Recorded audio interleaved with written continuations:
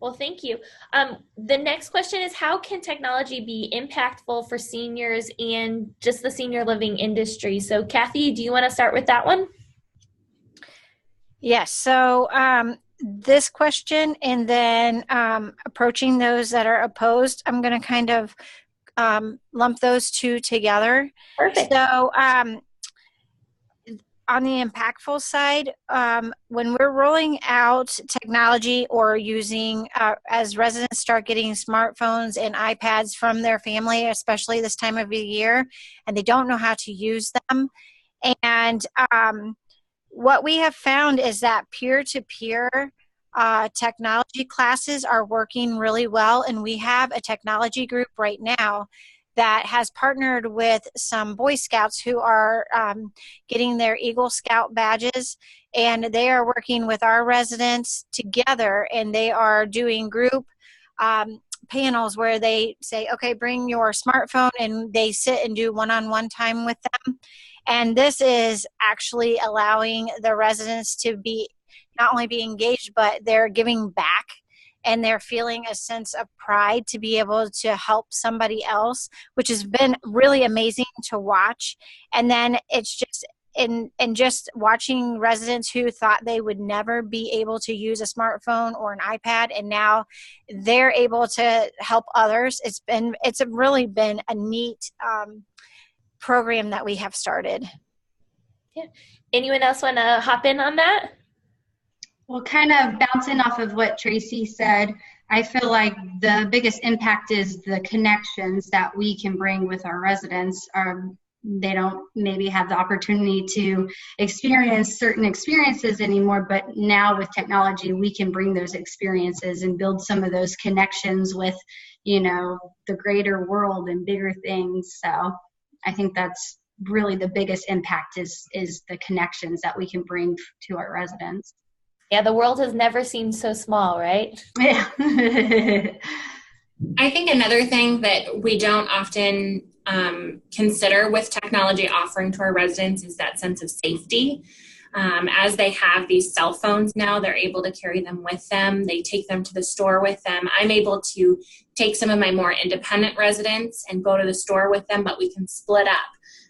And that allows me to take more residents without taking away the staff from the floor, to give more of my residents an opportunity to do that. We also have the technology of, the life alert pendants. We don't use life alert. I'm not sure what we use, but so that they are able to call if they fall or get lost or what have you. So I think technology is also offering a lot of safety to our residents and giving their families a peace of mind as well. Awesome. How do you implement new technologies, and what tips do you guys have? I know a lot of our attendees are probably listening in just for this specific question as to what tips. I know that you probably don't have the golden egg as to how exactly this works, but you guys are out there and know what it takes to implement some of these things. So what nuggets of information would you share with our attendees? Well, I have one. This is Tracy.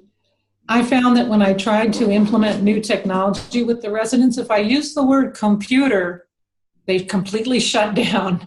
So I learned not to say that word anymore, even despite the fact that often these are little computers. So that's a little nugget of information I learned. It's all about the wording, right? I think for me, the most important thing I've done is you just have to be patient. You have to do it slowly. You have to teach it and then teach it again and then probably teach it a third time or fourth time. But if you just take it slowly, a lot of the residents will eventually catch on. Paige, I totally understand that. I am the tech support for my grandpa, and he could probably do it after the second time, but he wants to hear it a third and fourth time just to make sure he understood correctly. He wants to watch you do it. He wants to do it while you're there, and then he wants to go out, like using the Bluetooth in his car. He goes out and then calls me from his car. So it takes multiple little steps towards that independence. So I get that. I also think making it a fun activity in itself. We often would invite local school groups to come in to teach our residents, things like that, because they always enjoy hearing from the youth and spending time with them. So incorporating that into your programming, maybe you have a tech class where you have local students from a university or high school coming in and actually leading that program. Boom, volunteers too. Awesome. I think it's also important to get family buy-in, especially with things, I'm thinking specifically our LifeShare app. Our residents can sometimes want to use it on their phones, but especially getting the families to buy in. And that also helps support them in learning because the families are also there to help teach. Mm-hmm. And the residents are much more excited to get on and FaceTime their daughter than they are to FaceTime somebody they don't know at another community, And I want to add one thing to that. I think that for us, it's repeating the classes over and over because our population changes so much. And that, every quarter, basically, we have probably a good amount of people that have never seen the LifeShare app or their families have never seen the LifeShare app. So it's constantly reminding ourselves that we need to keep doing this. We need to keep showing them so that everybody that moves in has a chance to see it as well. Yeah. I also think providing the opportunity multiple times because they may be hesitant to attend that first time, but their best friend down the hall actually attended. And then, it's the whole peer pressure and they heard that this was a really awesome experience and they learned a lot and they might bring them the next time. So I think giving them as many opportunities as possible because we do know that sometimes they can be resistant to something new or something different. But if they see it around enough, it becomes familiar to them.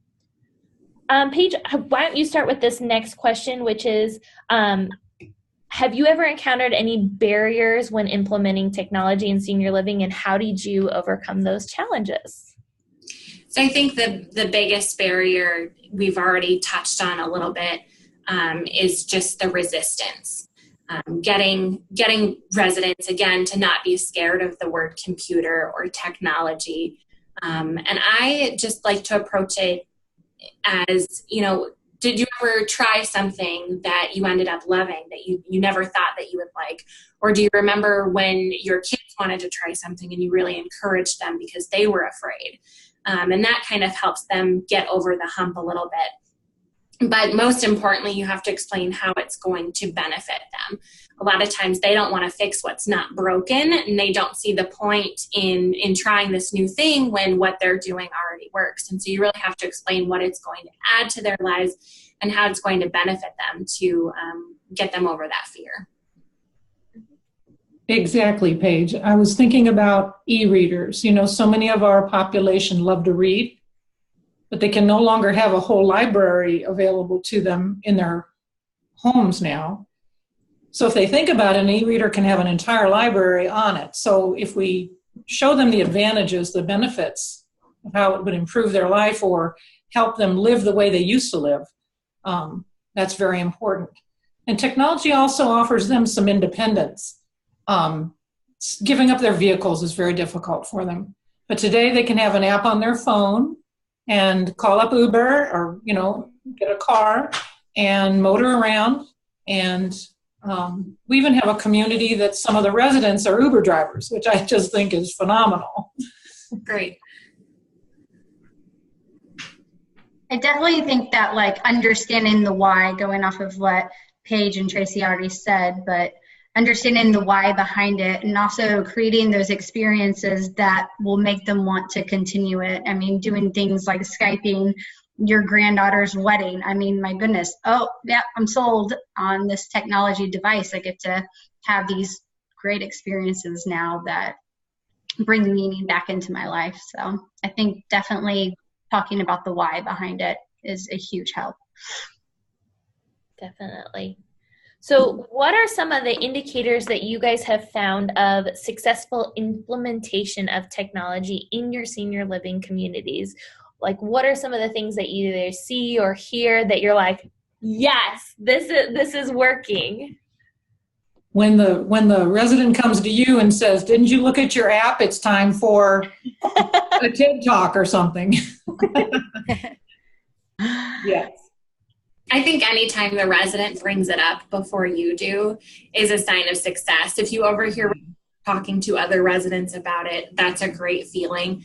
Or when families come to you and say, "Hey, mom was talking about this. Can you tell me more about it? She was a little confused." Or when's the next time you're doing it? I'd love to participate. I think anytime somebody brings it to you before you mention it, I think is a really great feeling.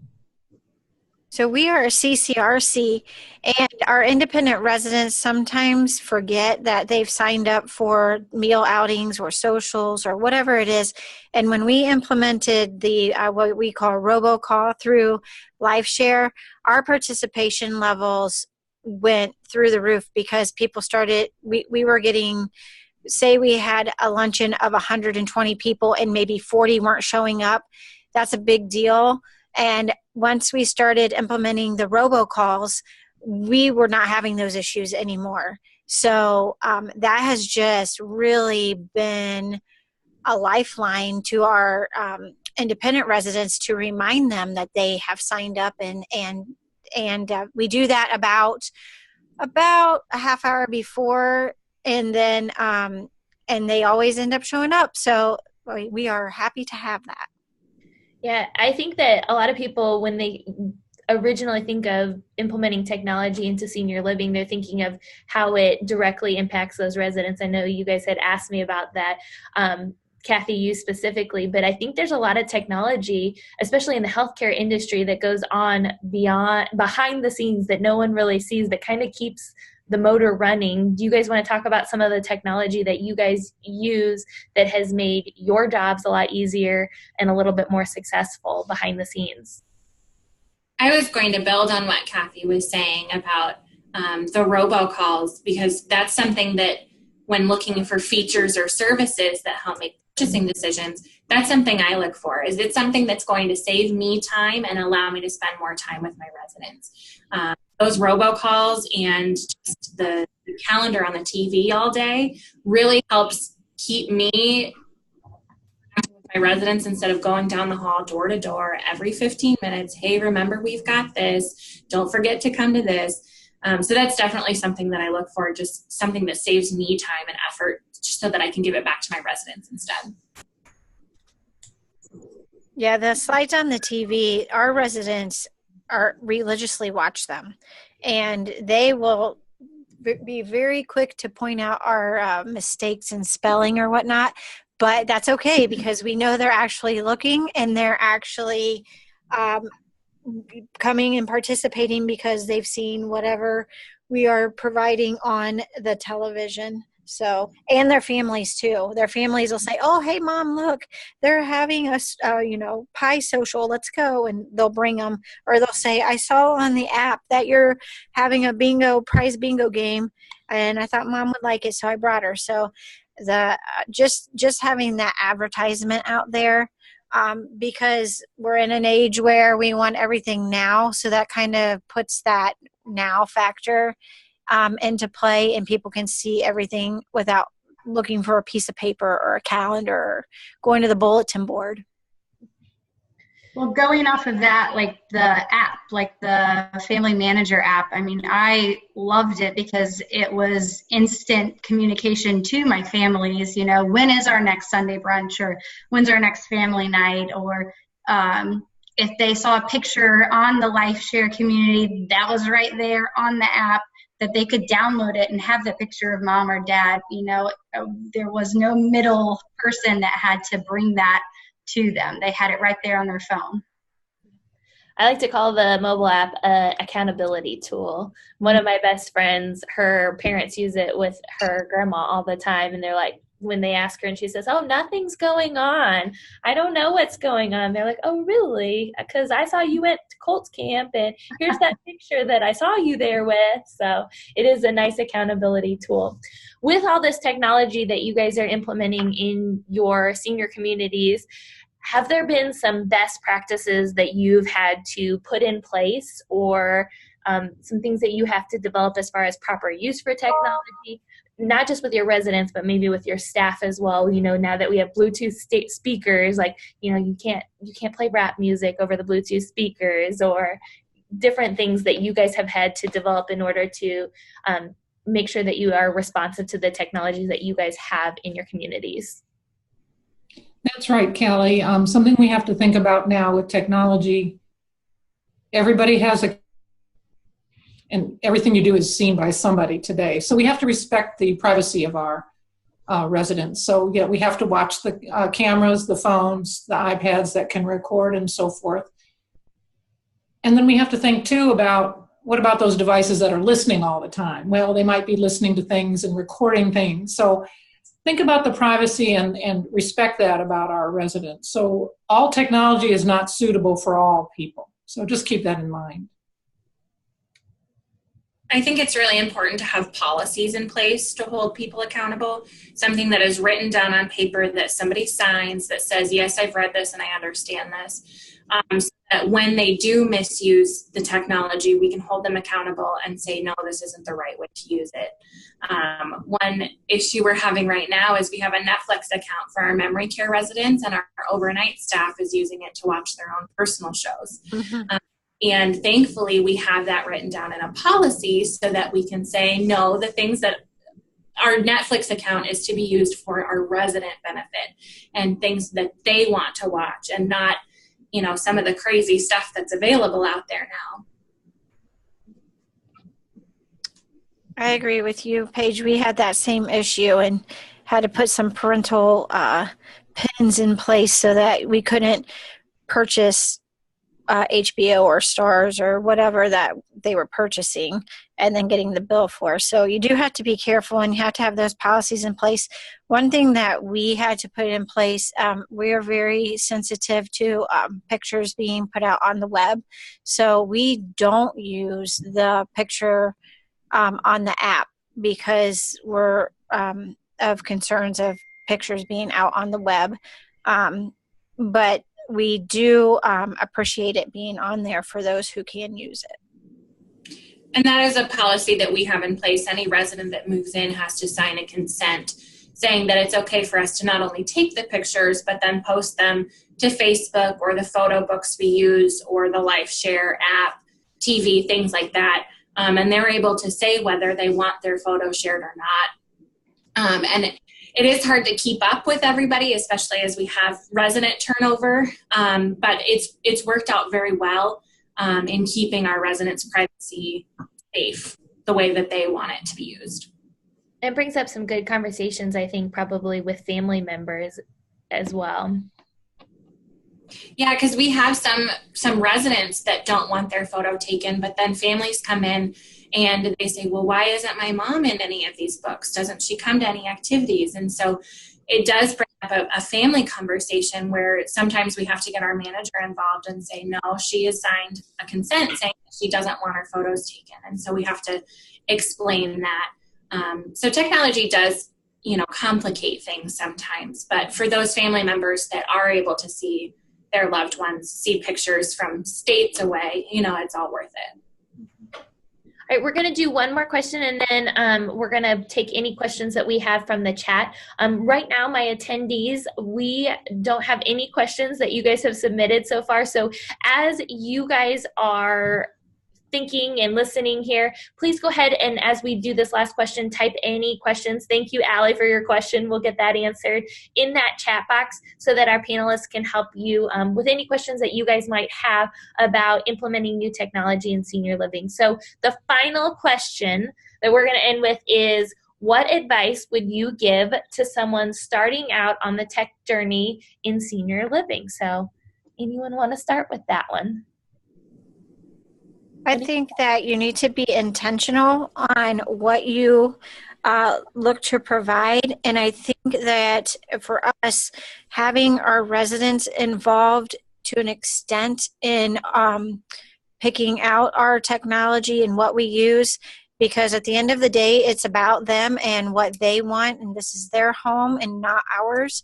And so we need to be respectful of the ease of the technology, the type of technology we're using, and keep in mind that while we might be up to speed on all the latest things, they might not, and they might still feel some uneasiness about it. And so we just have to proceed with caution and just make sure that they're along for the journey with us and helping us along the way to decide what their path it looks like as far as technology is. I'll go back and reiterate what I said earlier about being patient, not just with the residents, but with yourself as well. There have been some things that I haven't wanted to try because I don't know about them. But then I remember my residents don't know about them either. They're not going to know if I don't know what I'm doing. And so I use my most reliable resource, which is Google. And you figure it out and you keep trying and you're patient with yourself as you learn as well, and patience with the residents as they learn with you. And I think it's just going back to what do you feel in your community would be most impactful? I mean, she touched on it's our residents' choice. So what do you feel like you're missing in your community? Is it these experiences that you can bring to some of your residents, or what would be the most impactful thing for your community would be a question that I would ask.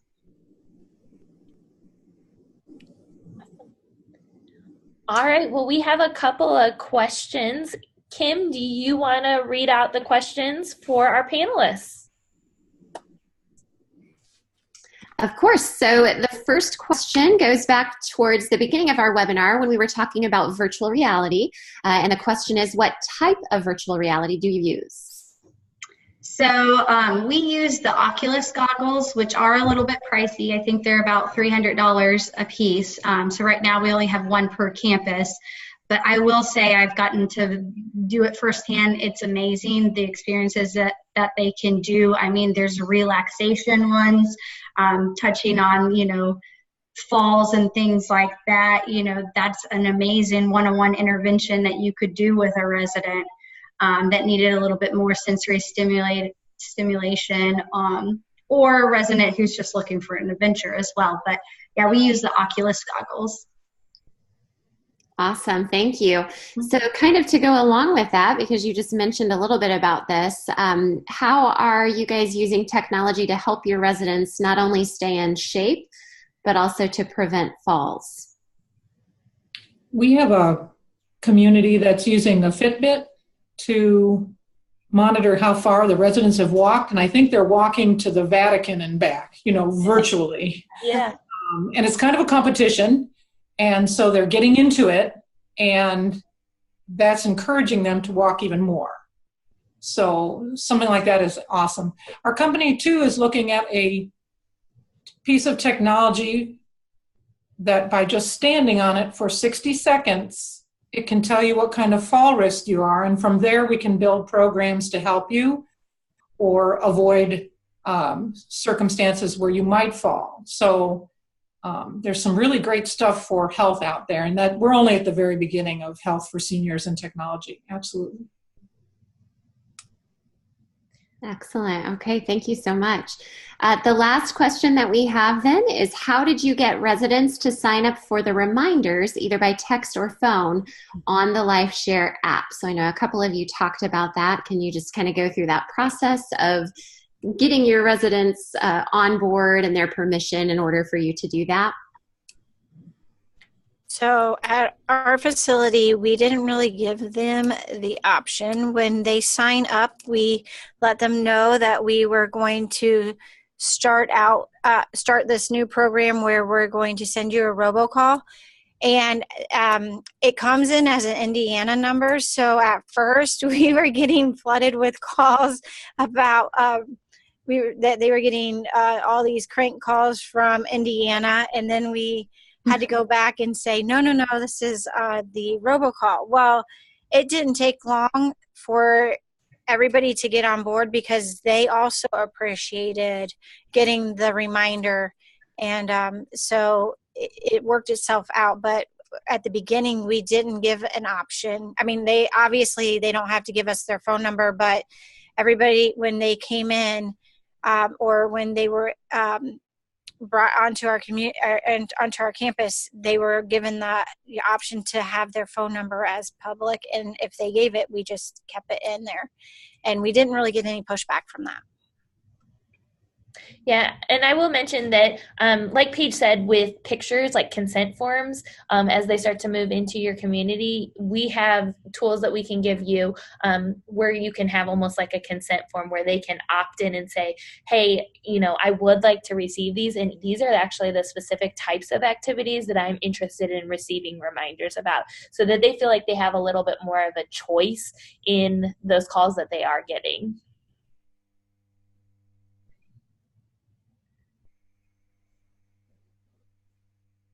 All right, so it looks like that was the end of our questions. Panelists, I thank you so much for joining us today and sharing your knowledge. And thank you to all of our attendees that joined us today.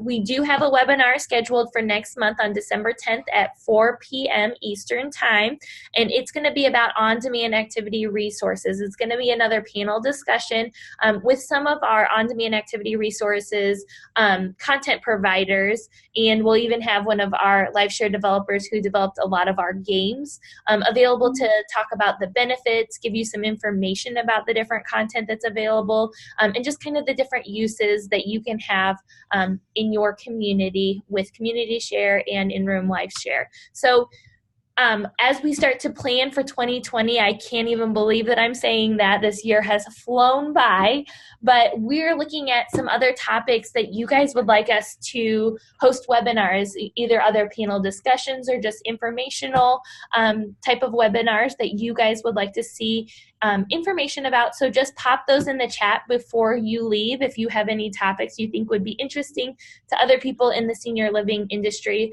We love to learn as much just along with you guys. So once again, thank you so much for joining us today. We really appreciate all of you panelists and all of you attendees. So thank you again, and we hope you enjoy the rest of your week.